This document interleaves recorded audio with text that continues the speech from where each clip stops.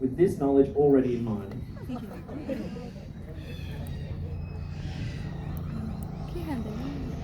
You can see she's made a small hole there. If this were a real emu egg, that's all she'd need, because she'd just want a small hole and she can start to lap up that yolk inside.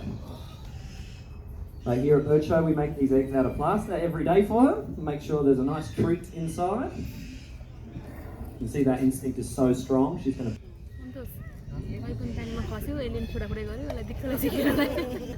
Yeah, well done.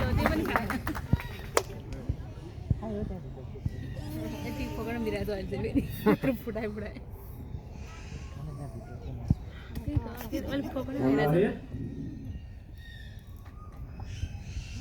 So we tend to associate tool use like this with humans and other primates. So it's really great to see Slammer achieve her goal.